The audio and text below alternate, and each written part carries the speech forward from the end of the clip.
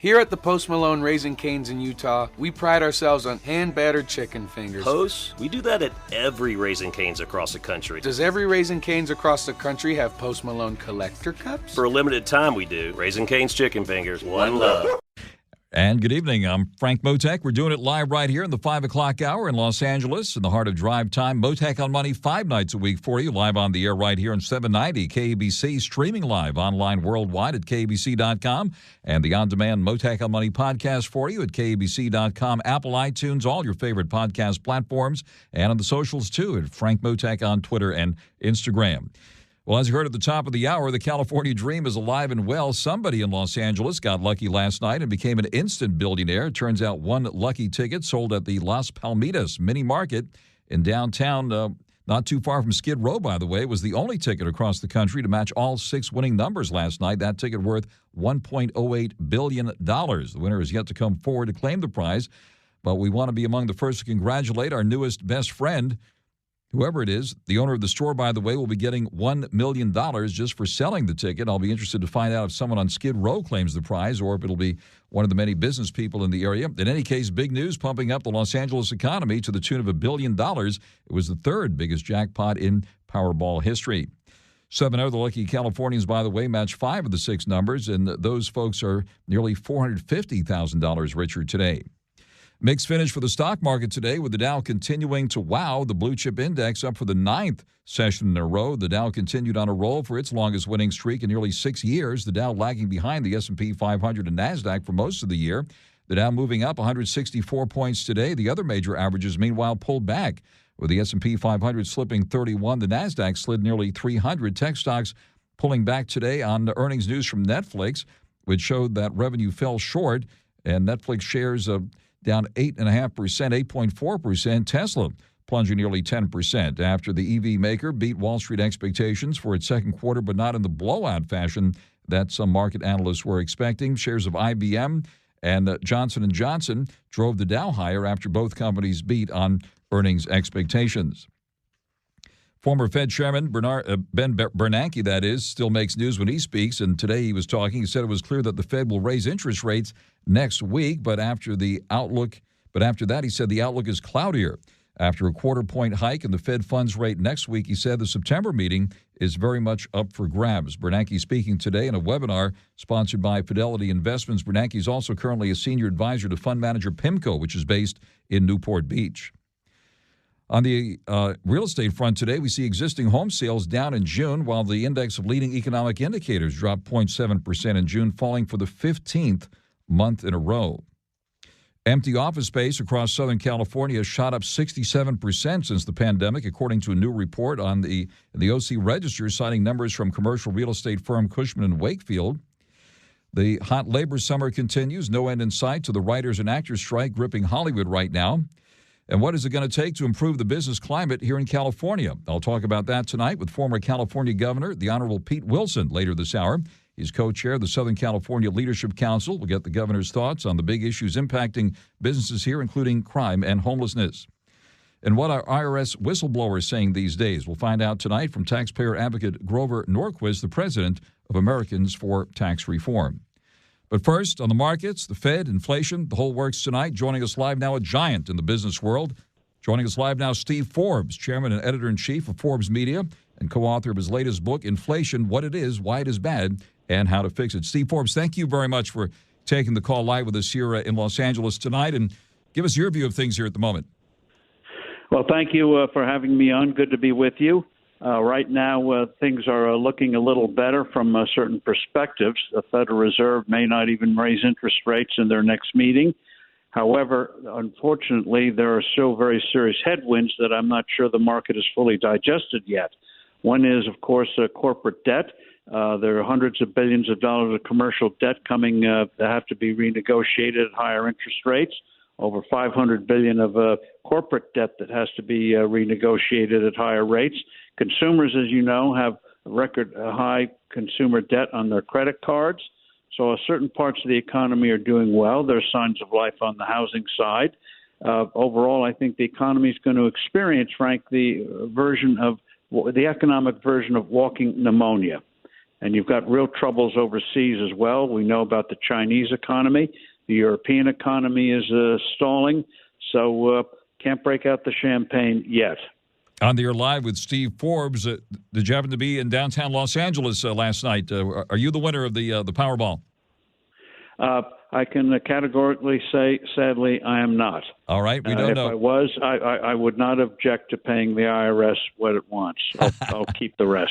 $1.08 billion going to somebody out there, so we needed to ask because it could be anyone at this point. Well, you were right that whoever that person is going to have a lot of new friends and a lot of lost relatives coming up. Absolutely right, and pretty amazing, and it's going to be an epic story one way or the other. And let me ask you this on inflation, which you wrote about in your latest book, still running more than double the Fed's target. Where do you see inflation go from here? Well, the rate will come down a little bit because they're depressing the economy. But that's not the way you fight inflation. The way you fight inflation is by stabilizing, have a stable value for the dollar. That's what we did, not fully right, but we did it half right in the 1980s and the 1990s, and it worked. We had a good growing economy, and unfortunately, this administration shows no signs of doing what other things we did in the 80s to come out of the terrible inflation of the 1970s, and that is cutting taxes and cutting regulations. So on the inflation front, it'll look a little bit better, but it's going to be what you might call a bear market rally. The Fed doesn't know how to deal with inflation, and so we could have a repeat, Frank, of the 1970s, where they brought inflation down several times, then messed with the dollar, and we had the problem again, bigger and worse than before. That's a very important point. In fact, today, the former Fed chairman, Dr. Ben Bernanke, said inflation, in his view, is likely to pop up in the next few months, but then price pressures, he thinks, will come down more durably into next year until the inflation rate falls into a 3 to 3.5% range. That, too, would still be higher than the Fed target. That's right. And the whole idea, they picked that 2% number, by the way, out of the thin air. There was no historical evidence for it. They just conjured it up and been following it as holy writ ever since. Unfortunately, the Fed is still in the grips of a theory that if you want low inflation, you have to have higher unemployment. That's why the Fed is upset when we don't have a worse jobs market.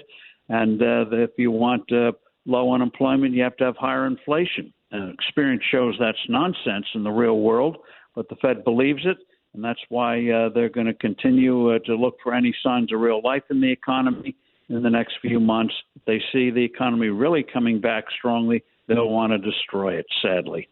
And with the Fed deliberately hitting the brakes on the economy with these interest rate hikes and people burdened with high credit card interest rates and so forth, certainly it seems to be having an impact. And look at that leading economic indicator number down for the 15th month in a row on the question of a soft landing, hard landing, or no landing on this recession question. What do you see ahead? In terms of a landing, expect a lot of bumpiness and be sure the emergency vehicles are around. You may have to take the chute out of the plane the way these people operate. Isn't that something? Right. Well, we'll brace for impact. As somebody famously said at one of the LAEDC events before the Great Recession, we're in the middle of whatever it is we're in the middle of. That was the assessment back then, just before the Great Recession. That sounds like something from Yogi Berra. Now, AI, we can't have a conversation without it. At every business conference and every business discussion must include AI. And, of course, that's a big issue here in Hollywood at the moment. I'm sure you're following the hot labor summer with the writers and now actors on strike and AI being a big deal here. Give us your impressions of what's happening on the AI front and also on the labor front here. Well, a couple of things on AI. First of all, the bots, the robots, the ChatGPTs and all of its offsprings are not going to take over the world. It's hard to believe, but over 200 years ago, people had similar concerns about electricity, which is why we got that famous classic novel called Frankenstein. The idea that electricity could bring things to life, and Dr. Frankenstein did in his laboratory in this novel. That was science fiction. So AI is not going to take over the world. However, it is going to be very disruptive.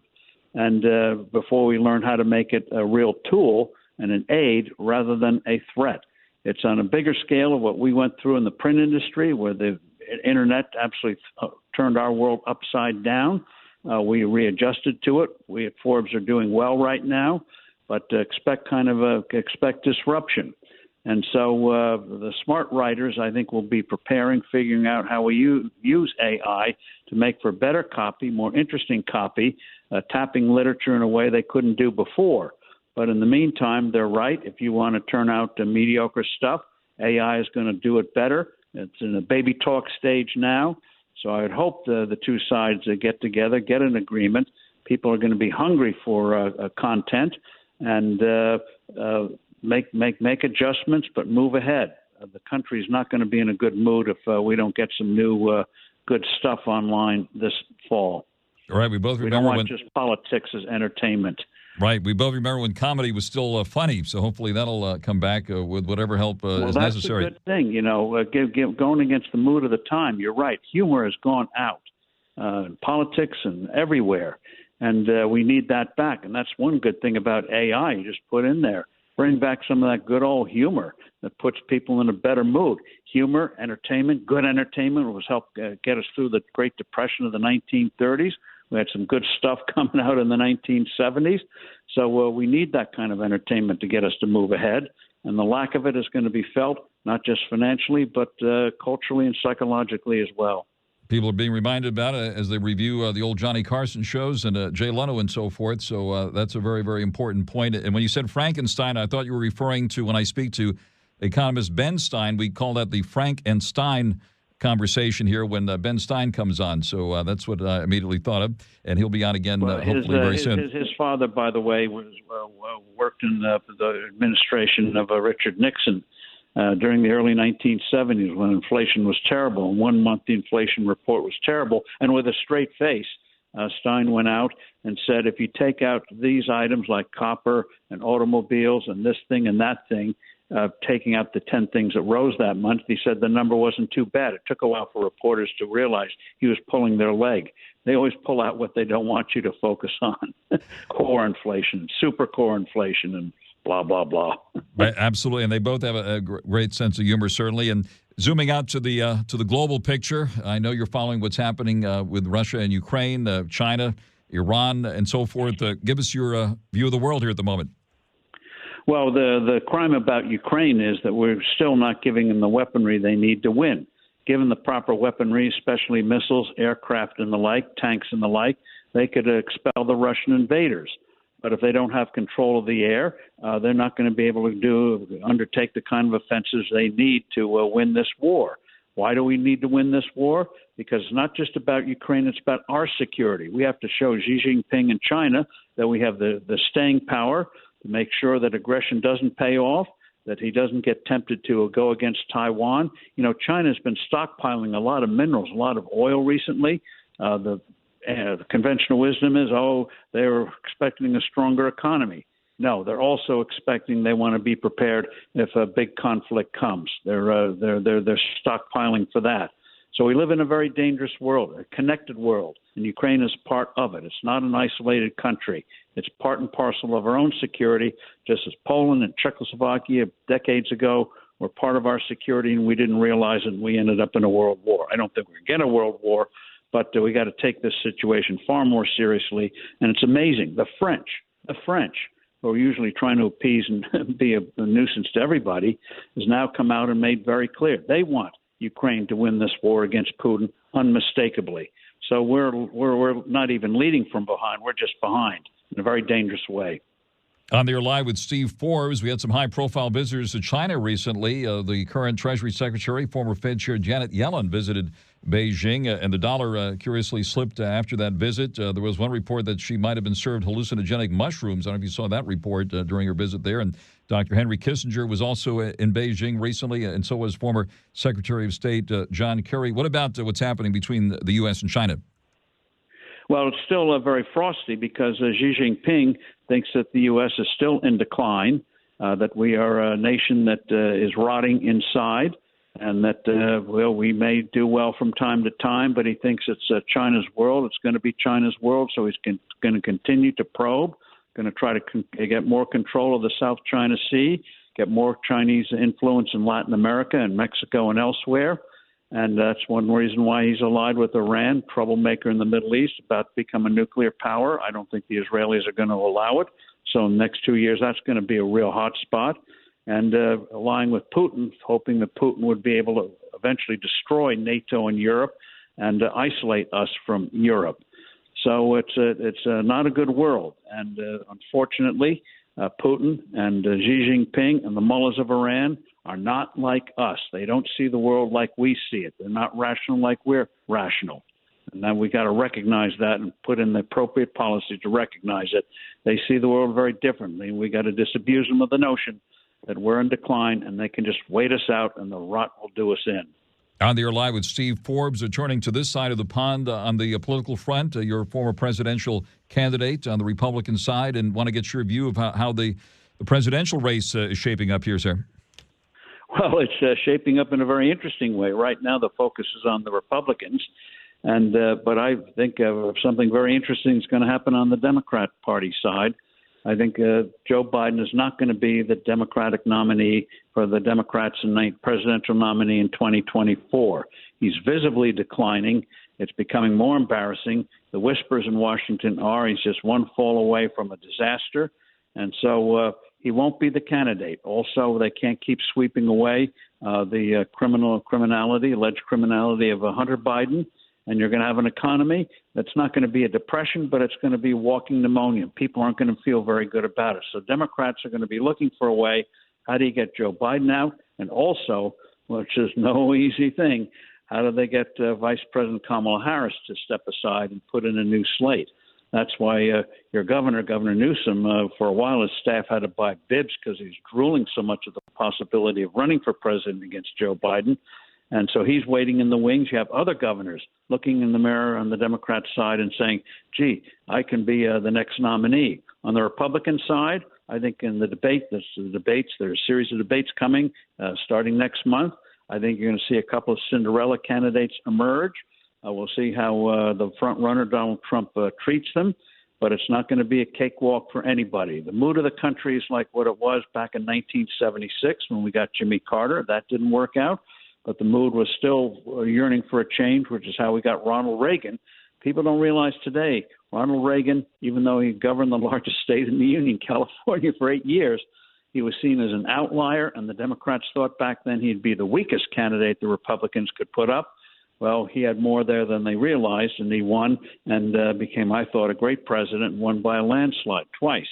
But so I think you're going to see looking for candidates perceived to be not part of the establishment, outliers, because people feel the country's not going in the right direction and they want a change of direction. They want a more positive view of the future. And it should be noted, back in 1980, President Carter also received opposition from the Democratic Party with Senator Ted Kennedy running against Jimmy Carter back then. And now we see RFK Jr. running against President Biden. Yes, and the amazing thing about Robert Kennedy Jr. is that he has gotten a lot of interest, even though he's got some rather unusual views on certain things. A lot of people are interested because they see him as defying the establishment during the whole vaccination thing. Even those who did not buy his theories on vaccinations loved the way he stood up to the authorities. He was censored. They tried to wreck him, destroy him. And so I was at a conference recently, and these were not liberals, and he got a standing ovation. Now, we'll see how well he handles the heat, which is starting to come his way. But a lot of people see him. I'm not sure they're ready to vote for him in November of 2024, but a lot of people are ready to support him as a way of giving a shove, the you-know-what, to they see as the establishment that has become utterly untrustworthy and institutions that continue to let people down. As always, wish we had even more time. Steve Forbes, thank you very much for taking the call live with us here this evening. Enjoyed it very much, Frank. Thank you. Thank you very much. That is Steve Forbes, chairman and editor-in-chief of Forbes Media, co-author of his latest book, Inflation, What It Is, Why It Is Bad, and How to Fix It, and former Republican presidential candidate, live with us here tonight on Mottek On Money on 790 KBC. Do not give in to that constant joint pain. Take control. Take back your quality of life today with the help from QC Kinetics. It's Frank Mottek here. QC Kinetics is helping people every single day here in Southern California and all across the country with their amazing non-surgical treatments that repair and restore your damaged joint tissue. They use the latest advances in regenerative medicine, taking your own body's healing agents and concentrating them right in the area where you have that agonizing pain. This incredible non-invasive approach helps take back control of your body, relieving the pain in your knees, hips, shoulders, or back. No invasive surgery, no harmful drugs or steroids, and no downtime. Summertime needs to be about having fun, making memories, laughing, golfing, hiking, enjoying the great outdoors, you name it. Take control now and start living pain-free again. Call QC Kinetics. Locations in Glendale, the city of Orange, Mission Viejo, and now also in Costa Mesa. Call 213-997-PAIN. 213-997-PAIN. Again, that's 213-997-PAIN. Mottek On Money continues here in 790 KABC. Good evening. The Dow coming in for a closing gain of 164 points, up for the ninth session in a row, closing at 35,225. S&P 500 slipping 31 at 4,535. The NASDAQ down nearly 300, down 295 at 14,063. The yield on the 10-year note now back up to 3.84%. Among the tech names taking a hit today, Netflix down about 8.5%. Following earnings news, which showed the revenue fell short of analysts' expectations. Tesla shares down nearly 10% today. That stock's been on a roll this year. This time around, the EV maker beat Wall Street analysts' expectations on its earnings news, but not in the blowout fashion that some market analysts were expecting. Some of the other names moving lower today in the tech world include Alphabet parent company, or Google parent company, Alphabet company. Alphabet is the parent company of Google, that is, down 2%. And we also saw Apple slipping 1% today, Microsoft down 2%. American Airlines Group shares moving lower by 6%, and Blackstone, which reported before the opening bell, slipping about 0.5%. Taking a look at the cryptos now, we see Bitcoin at the moment up about $100 at $29,798. Ethereum up 3 at $1,889. And Dogecoin, let's bring up the price of Dogecoin here for you. That is now 7 cents. Coming up, I'll be talking to former California Governor Pete Wilson. That and more straight ahead. Now the latest news for you here on 790 KABC. Mottek On Money continues here on 790 KABC. With me now, the Honorable Pete Wilson, former governor of California, who happens to co-chair the Southern California Leadership Council. Focus of a big meeting in downtown Los Angeles was on business and the economy. Governor Wilson, thank you very much for joining us. Give us your impressions here, what it's going to take to turn California around, given the long list of business concerns these days. Well, it's going to take the realization that we have to go after businesses and bring jobs here.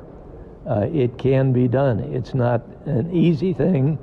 But if you go and specifically talk to the people whom you've identified as having the need for a second plant, for a second distribution center, for things that will provide jobs, they've got to be persuaded to come here. Now, right now, we have a bad reputation as being a very expensive place to do business because we tax too heavily.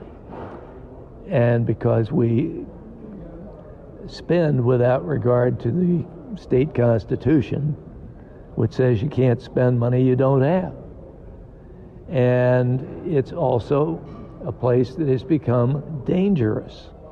All of the advances in protecting the people of the state in their homes or their places of work or in public parks, that has to be restored. And right now, people are fearful, rightly so.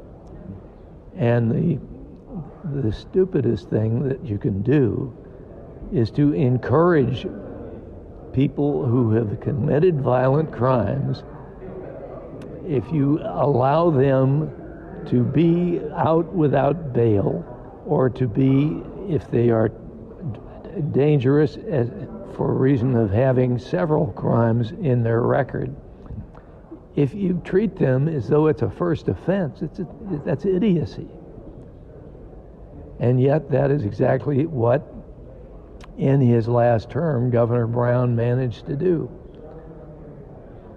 On the air with Governor Pete Wilson. Governor, with crime and homelessness out near the top of the list of business concerns, And famously, one of the most famous intersections of the world at Hollywood and Vine, the Starbucks closed there because of crime and homelessness. What's your reaction to that? And on the issue of homelessness and businesses wrestling with what's going on out there, how would you address these important issues? Well, the first thing is you've got to make it clear that the public is going to support these kids who are out there wearing a badge and taking terrible risks. That works.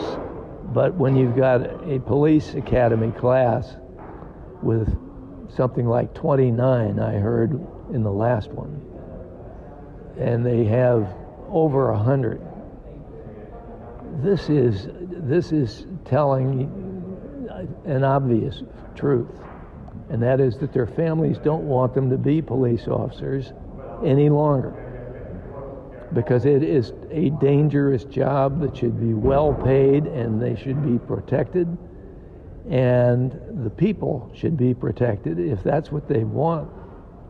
If they want to be safe in their homes and their parks, well, then they're going to have adequate protection from people who are professionals and people willing to take a risk in order to keep the public safe. And we've heard business leaders criticize the current leadership. Is the pendulum ready to swing in the other direction, Governor? It better be. It better be. I mean, if you do not have adequate police protection, and if you don't have laws that reasonably penalize people who are career criminals, who are repeat offenders. I mean, you talk to the police officers anywhere in the country, the people who are professionals, they know the answer, that a majority of the serious violent crimes are committed by repeat offenders, recidivists. That's what 3 Strikes was all about, which has been largely gutted. And it's tragic because it has made this state much, much more dangerous. And certainly in your time in office, you had to deal with the issue of crime. It seems like yesterday I was there with you at a news conference where you were taking in surplus military M16s to give to the police here after the fierce North Hollywood shootout at the Bank of America years ago. Give us your thoughts here about supporting the police now, and what is it going to take to give the streets back to the people? The same thing that we did then. The very same thing. You're absolutely right. You have an excellent memory. You had to be a little boy then, practically. I think I was, yes, sir.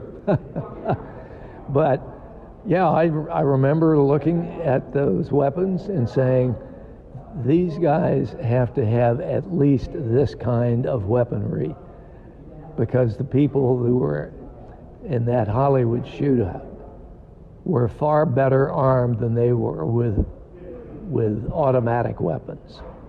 And we've got to have more police officers than the people whom they're trying to keep away from the public. And 3 Strikes saved a lot of lives.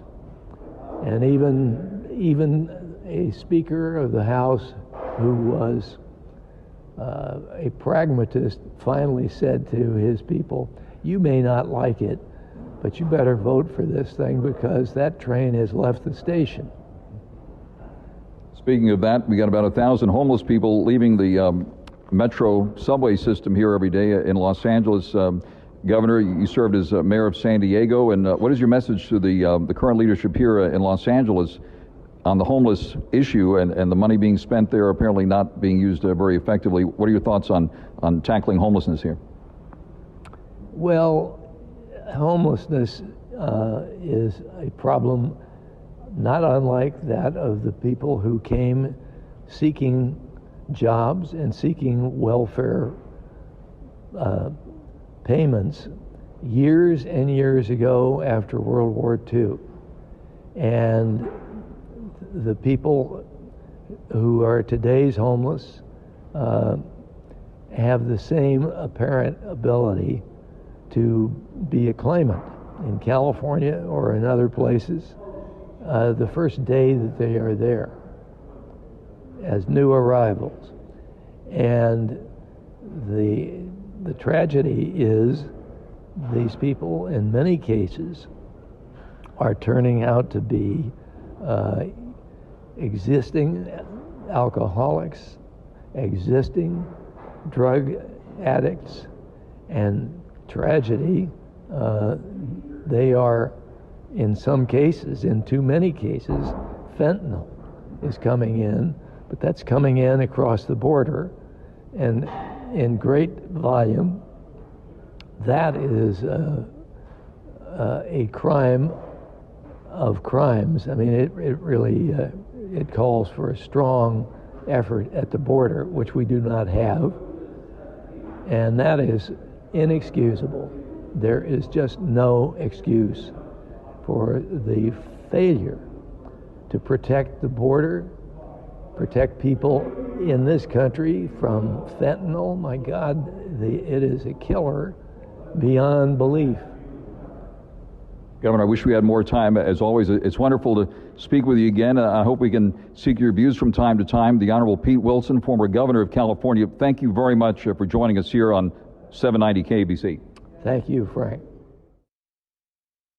How's with the freeways now on 790 KBC?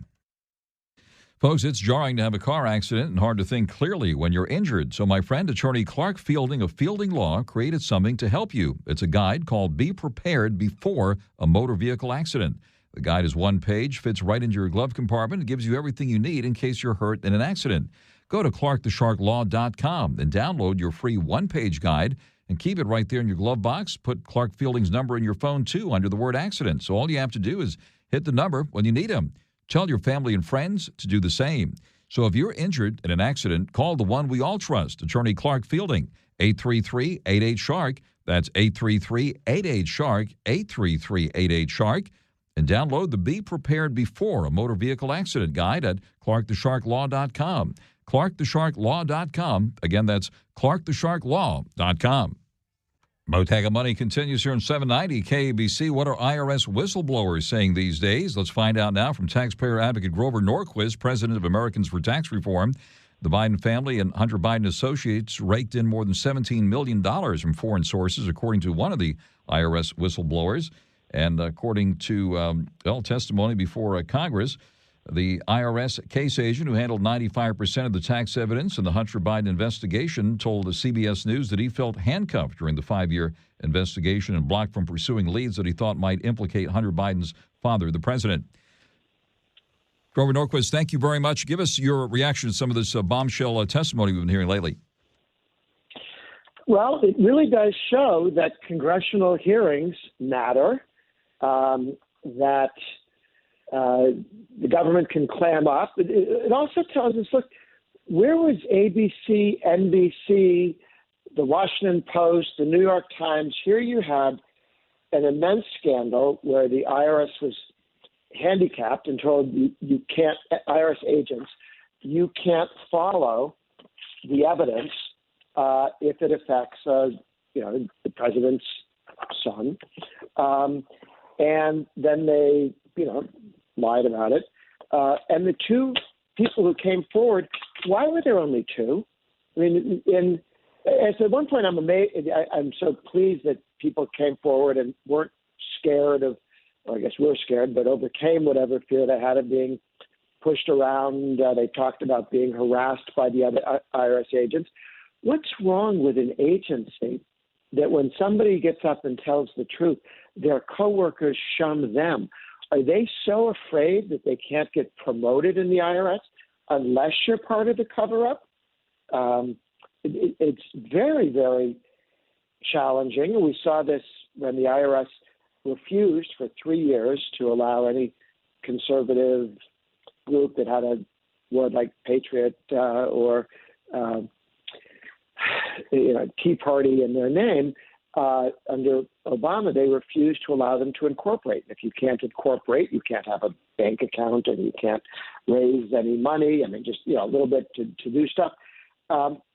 They killed that political movement, the IRS agents, and nobody came forward. Nobody came forward and talked. This time around, people did. So that's progress. But why so few IRS agents willing to stand up to what clearly was illegal, not pursuing the law because of favoritism, because president's son? This is go to jail stuff they were doing. On your live with Grover Norquist, and according to a CBS news report, the decision not to charge the president's son with tax felonies remains a source of concern and confusion for both of the IRS agent whistleblowers who've now spoken out about the situation. Both have raised concerns about the possibility that the Biden Justice Department in some way impeded the case. Have we heard the last of this? No. I mean, if you don't pay taxes on millions of dollars of income, and one of the whistleblowers said, the way he faked part of it was that he, quote unquote, took a loan from the company. Now, that's perfectly legal if you have a policy, if you have a written contract and you pay it back. If you can loan yourself money from your company, any company could. But if you loan it and actually take it as income and never give it back, that's called tax fraud. But it's also one of the most, I don't know if it's the most common, but the most easily caught tax fraud. So this doesn't sound like he had a sophisticated lawyer helping him beat the rap. He was just doing this stuff.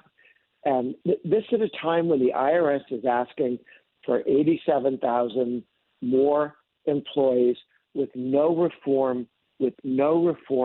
Why is the head of the IRS out not publicly apologizing for this and demanding to get to the bottom of it? Are there more hearings planned on this? Where do you see all this go from here? Well, as more people come out, the Republicans in Congress have run ads, digital ads, saying if you've seen something dishonest, contact the committee. We're the oversight committee. We will protect you. We will keep them from firing you. There are laws protecting whistleblowers, and I think you'll see some more people coming out. Part of it is the people who broke these laws and did the dishonest stuff. They're going to really try and beat up these two guys. I mean, I don't know about physically, but emotionally and so on, to scare anyone else. It's very important that these guys get damaged by the Biden administration, the Justice Department, and the IRS. Otherwise, more people will come forward. So it's very important that Congress is able to protect these whistleblowers and not have them mistreated or fired. Remember, they were moving people around, IRS agents who they thought weren't part of the scam, and moving them in different areas and taking them away from the Biden investigation in order to stop anybody from being able to leak the stories of what was going wrong. Grover Norquist, thank you very much for taking the call on this big story this week. That is Grover Norquist, the president of Americans for Tax Reform, leading taxpayer advocate for both sides of the aisle. Grover Norquist, thank you very much for joining us live here tonight. Thank you. That is Grover Norquist live with us here, and this is Mottek On Money on 790 KABC. If you missed any part of the program tonight with Steve Forbes or former California Governor Pete Wilson, you can bring up the Mottek On Money podcast on demand at KABC.com. This is Mottek On Money on 790 KABC. Lifetime offer. That's sweetdeals.com.